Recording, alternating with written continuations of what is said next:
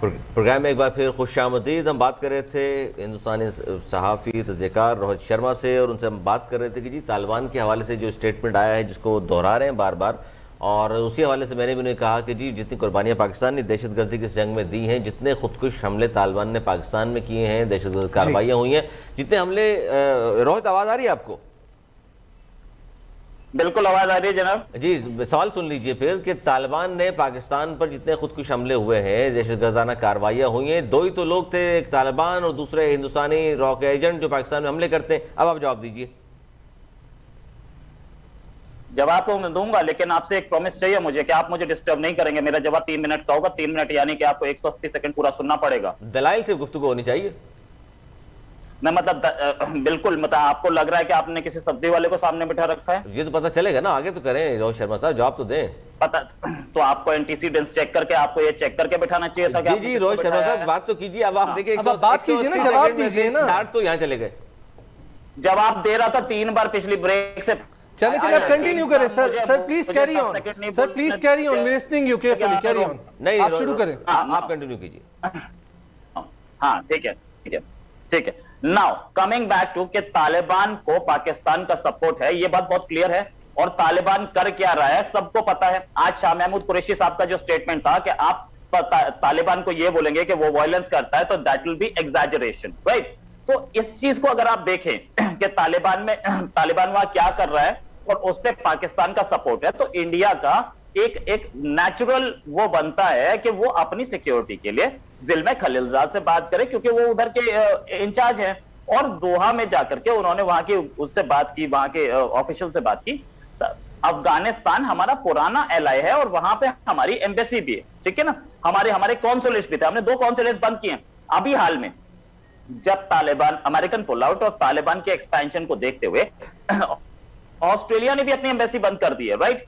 तो ये जो अनसर्टेनिटी हमारी दिख रही है, उसके साथ साथ हमारे डेवलपमेंट प्रोजेक्ट्स चल रहे हैं। हम उन डेवलपमेंट प्रोजेक्ट्स को देखते हुए हमारा वहां पे बातचीत करना बहुत जरूरी था। और हम लोगों ने एक राब्ता जो अनकंफर्म न्यूज है, अनकंफर्म इन द सेंस के मीडिया के सेक्शन में न्यूज आई है, गवर्नमेंट ऑफ इंडिया ने इसको डिनाई नहीं किया है और कंफर्म भी नहीं किया, राइट, कि गवर्नमेंट ऑफ इंडिया का एक तालिबान से लिंक बन गया है बातचीत का।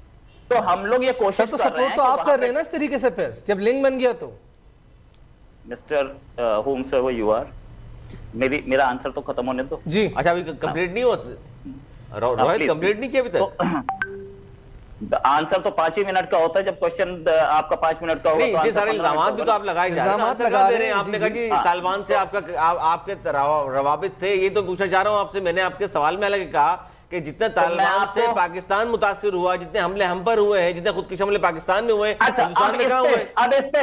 अब इस पे जवाब ले लीजिए। क्या आपने कहा जी हम तो वहाँ डेवलपमेंट का काम करना चाह रहे हैं, अफगानिस्तान से क्या ताल्लुकात हैं आपके? डेवलपमेंट करेंगे आप वहां पर, अपने मुल्क में तो कर लीजिए। बॉस मैं आंसर दे रहा हूं तो सुनेंगे। आपका पाकिस्तान क्या करता है आपको पता नहीं है? हाफिज सईद खुलेआम घूमता आपको पता नहीं है? तो हाफिज सईद ने क्या किया आपके यहाँ आकर? सुन लीजिए, कितनी बार है हाफिज सईद, कितनी बार गया हिंदुस्तान? अरे क्वेश्चन का आंसर सुनने की हिम्मत रखिए आप, सुनिए आंसर सुनने के। ये तो आप हाफिज सईद का तो इस तरह बता रहे हैं हमें हिंदुस्तान में कुछ किया, हम तो वही के बंदा बता देते हैं आपको जिसने हिंदुस्तान में रहते हुए क्या कुछ किया। गुजरात का कसाब जानते हैं ना, गुजरात का कसाब किसे कहते हैं?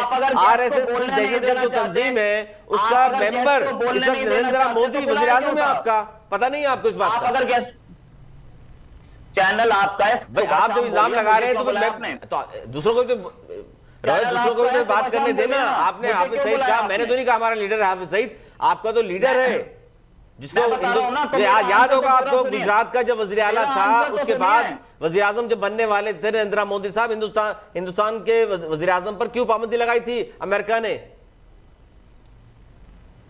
इसीलिए लगाई थी ना कि वो उसके हाथ रंगे मुसलमानों के खून से।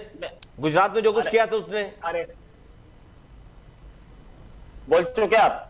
जी मैंने कहा इल्जाम आप लगाते रहेंगे, साथ साथ जवाब भी लेते रहिए ना। अरे यार मैं प्रूफ दे रहा हूं, आप प्रूफ पूरा सुन नहीं रहे हैं, उसके बीच में बोलना शुरू कर देते हैं। किसने एंकर बनाया आपको? अरे एंकर के एटिकेट पता है क्या? आप प्रूफ तो रखें सामने। आप हुकूमत को प्रूफ दे देते हैं अपनी, आपको बहस करने की जरूरत ही नहीं पड़ती।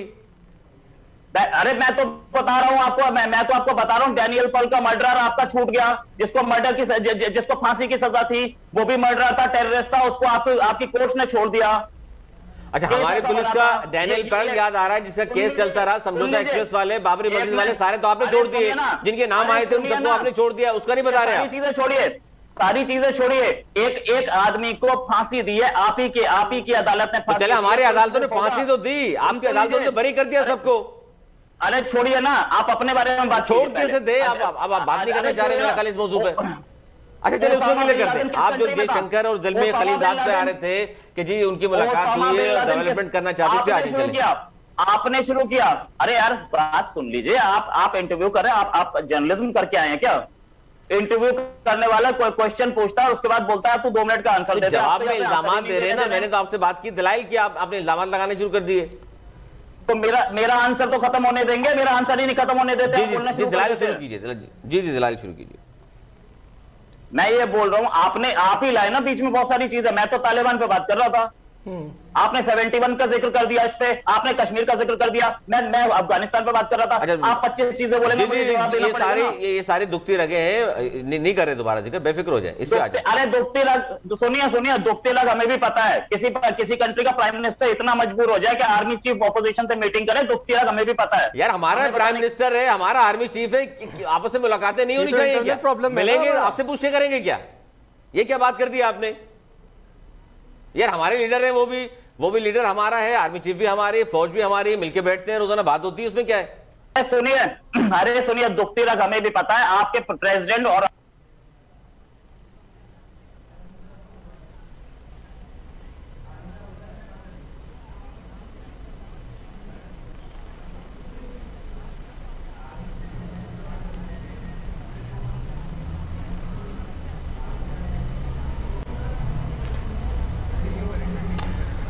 जी असलान जी।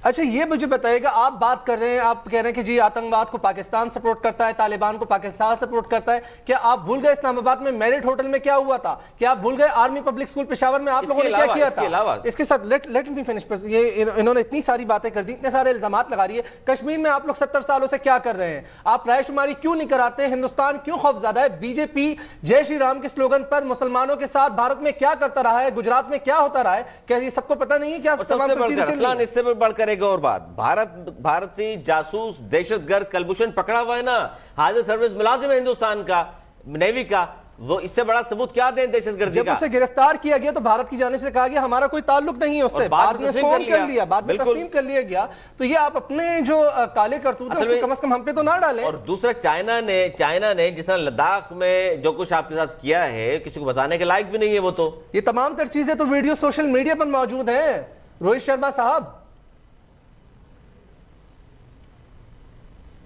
ये जब भी कोई भी सिचुएशन थी, पठानकोट पे आपने खुद हमला करवाया, उड़ी पे आपने खुद अटैक करवाया, जब भी पठानकोट का मामला हुआ तो मामला आप उठा के पाकिस्तान के सर पे मार देते, उड़ी अटैक हुआ तो जी ये पाकिस्तान से आतंकवादी आए, उन्होंने किया। 26/11 की आप बात करते हैं जी, समंदर के रास्ते आए, आपकी इंटेलिजेंस इतनी फेलियर थी, इतना बड़ा फेलियर था आपकी इंटेलिजेंस का, आपकी सिक्योरिटी इदारे इतने नाकाम है कि बाकायदा तौर पर शिप्स के जरिए 26/11 में आते हैं और मुंबई के ताज होटल पर हमला कर देते हैं। क्या वो उन्होंने चूड़ियां पहनी होती, वो उस टाइम नहीं रोक पाते? आप कैसे इतने ज्यादा एलिगेशन लगा देते हैं पाकिस्तान पर?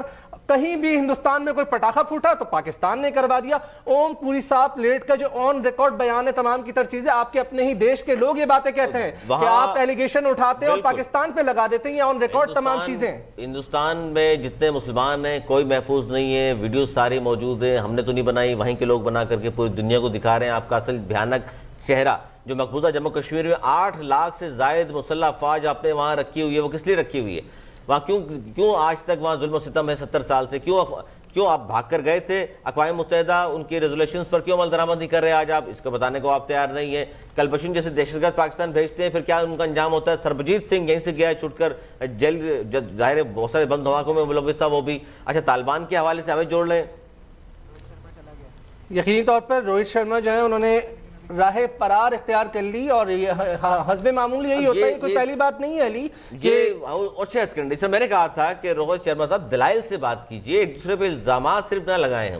हम दलाइल से बात करें कि जी आपने अब तक किया क्या है अफगानिस्तान के लिए, अफगानिस्तान में क्या दिलचस्पी है आपकी, मकबूजा जम्मू कश्मीर में क्यों जुल्म सितम के पहाड़ तोड़े हुए आपने, अमेरिका के गोद में आप बैठे हुए थे, वहां क्या हुआ आपके साथ, अच्छा, अली, लद्दाख में आप क्यों गए थे, चाइना ने क्या किया आपके साथ, 65 की जंग में आपने पहल की थी, फिर पाकिस्तान ने किस तरह दांत कट्टे किए आपके, आपने मुर्दे वहां छोड़कर जिस तरह भागे हैं वो भी सबके सामने, कारगिल में आपके साथ क्या हुआ वो भी सबके सामने। आप सिर्फ वहां से इल्जामात लगाते रहे, दहशतगर्द यहाँ भेजते रहे, हम उन्हें पकड़ते रहे, और आप सिर्फ यही कार्रवाइयां कर सकते हैं, ये साजिशें आप कर सकते हैं, और इसके अलावा आपके पास कुछ भी नहीं है, ना कहने को है, ना दलाइल हैं आपके पास, सिर्फ और सिर्फ इल्जामात हैं। हम सर्टिफाइड बात कर रहे हैं, कलभूषण यादव को जिस तरह हमने पकड़ा है, नेवी का हाजिर सर्विस मुलाजिम है, दहशतगर्द है जो मुलविस था बलूचिस्तान में, बलूचिस्तान का अमन तबाह करना चाहते थे आप। और फिर गुजरात के कसाब की हम बात करते हैं, नरेंद्र मोदी वो भी सर्टिफाइड आदमी है, जब वज़ीर आज़म बना सबसे पहले अमेरिका ने पाबंदी लगाई कि यहाँ नहीं आ सकता।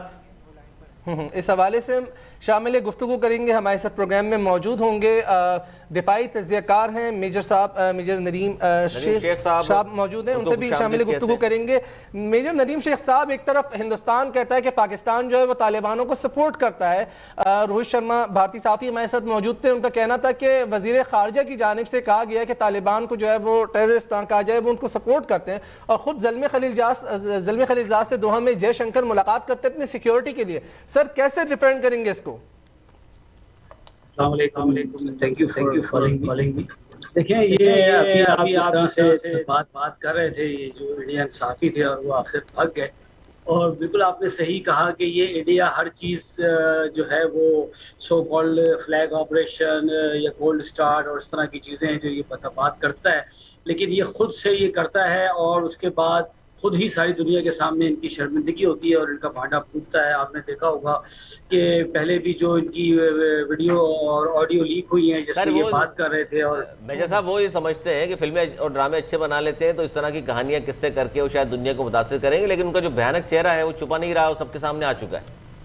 देखिए, आपने अफगानिस्तान की बात की, तो अफगानिस्तान के अंदर इनके जो है ना हवाइयाँ उड़ी हुई हैं, और आपको पता है कि तालिबान एक के बाद एक दूसरे इलाके को फतह करते जा रहे हैं, और अफगान फोर्सेस जो हैं वो विड्रॉ और सरेंडर करती जा रही, क्योंकि वो तो एक गुलाम फोर्स थी जो अफगान फोर्सेस थी, क्योंकि उनके आका तो वहाँ यूएस अमेरिकन थे और नेटो वाले थे।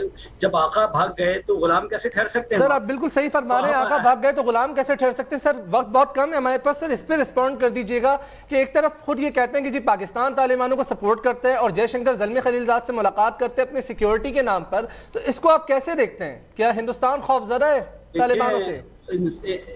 हिंदुस्तान ऐसा वैसा खौफजदा है कि उसे इस वक्त बहुत ज्यादा नाइटमेयर्स आ रहे हैं, और वो पूरी कोशिश कर रहे हैं कि जो कुछ उन्होंने तालिबान के खिलाफ किया, अफगान गवर्नमेंट के साथ मिलके, यूएस गवर्नमेंट के साथ मिलके, वो उसको किसी तरह से अभी जो है वो बैलेंस कर सकें, न्यूट्रलाइज कर सकें, क्योंकि उन्हें पता है कि तालिबान जो है इंशाल्लाह जब भी ये इसमें अफगानिस्तान में अमन लेकर आएंगे, तो इस तरह के जो एलिमेंट्स हैं जो वहाँ पे जिन्होंने ये सारे यहाँ पे जंग को फैलाया है और आग लगाई है, उन सबको वो जरूर पनिश करेंगे, जिसमें इंडिया भी उसका बहुत बड़ा हाथ है। इसमें पता है इनके दलाइल सुने आपने, अगर देखा हो रोहित शर्मा के, लोग फरमा रहे हैं कि हमारे तो अफगानिस्तान से चूंकि पुराने ताल्लुकात चले आ रहे हैं, हम तो डेवलपमेंट के काम कर रहे हैं अफगानिस्तान में।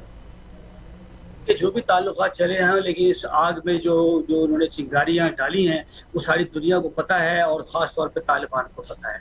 इस वक्त तालिबान जो है वहाँ पे असल हुक्मरान है, 80% अफगानिस्तान पे उनका कब्जा है। 34 में से 26 सूबों में तो हुकूमत तकरीबन हो गई उनकी।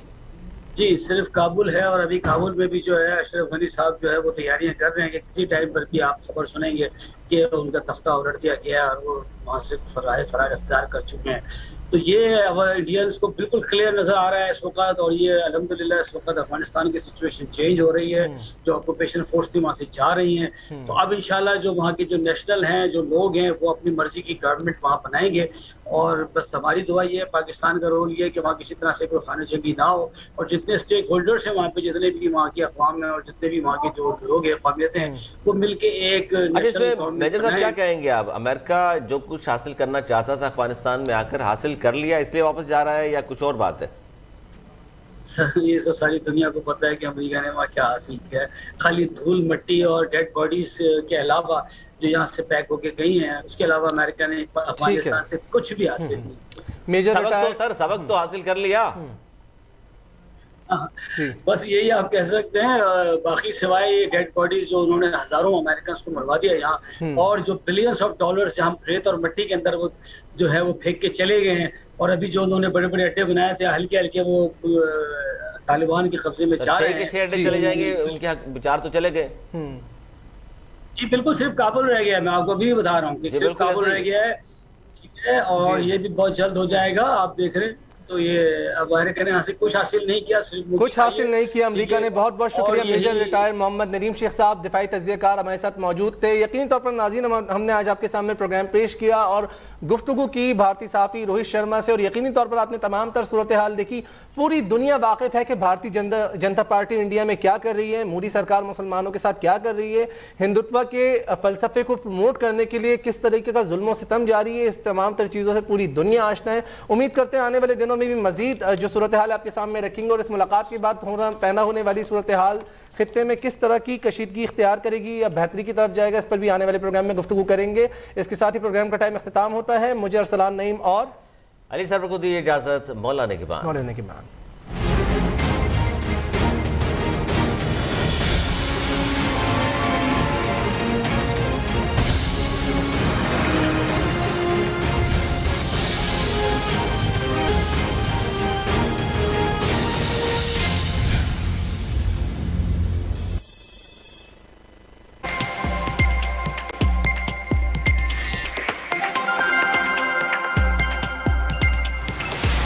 जियो पाकिस्तान के लिए।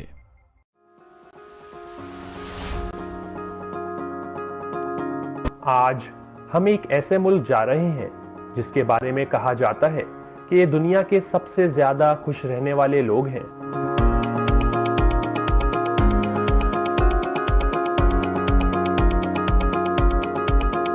अगर इसकी तारीख पर नजर दौड़ाई जाए तो यहां से 7500 साल पुरानी कश्ती दफूना कन्नियों के आसार मिले हैं।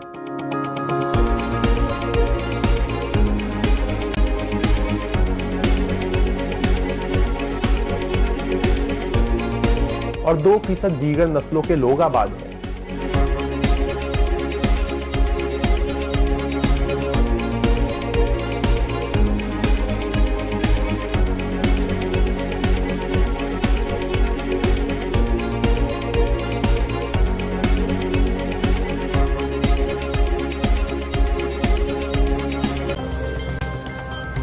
बड़ी सिंपल सी गेम है। नाम है शॉर्ट बॉल, कराई भी तो है। सिंपल है शॉर्ट बॉल। हाँ, क्या मतलब बैट्समैन से पूछे, मुझसे पूछो तुम। बड़ी सिंपल है क्रिकेट, ऐसी तो बड़ी यार मैडम, ऐसी जाती ना करो तुम। नहीं बाउंसर तो तुम्हारी फोर्टे है, तुम्हें तो पता होना चाहिए। मैं तो अपने बंदे का ही साइड करूंगी, लेकिन सिंपल सी बात है, बॉल पकड़ो, डालो अंदर, डाला तो छक्का, और जिसने ज्यादा छक्के मारे वो जीतेगा game. And your time starts now. करो कुछ स्किल्स। थोड़ा सा आगे फेंकेगा तो लगेगी ना। थोड़ा सा और आगे इधर फेंकेगा तो जाएगी। नहीं देखा, चलेगी ना।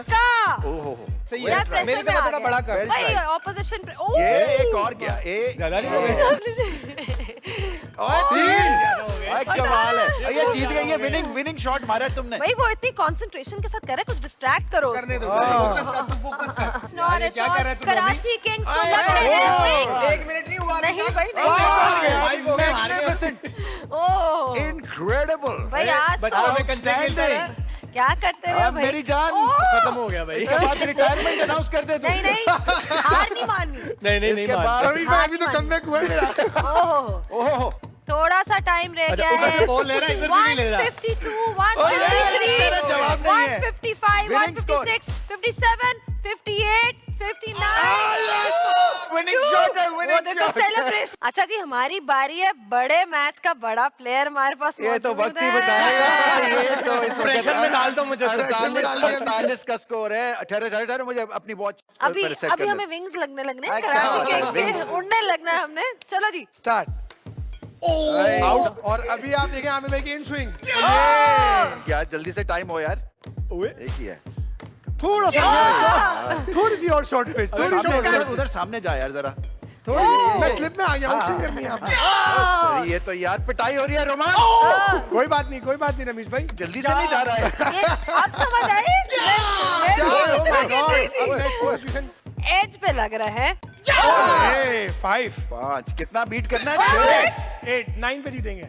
गए वेरी और क्लोज। कितना हो गया? 7 7 बराबर हो गया, बराबर हो गया यार। मैच।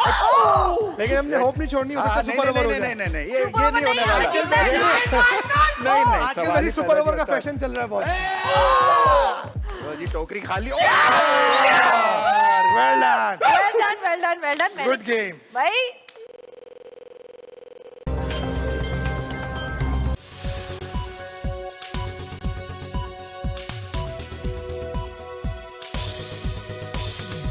जियो पाकिस्तान के लिए।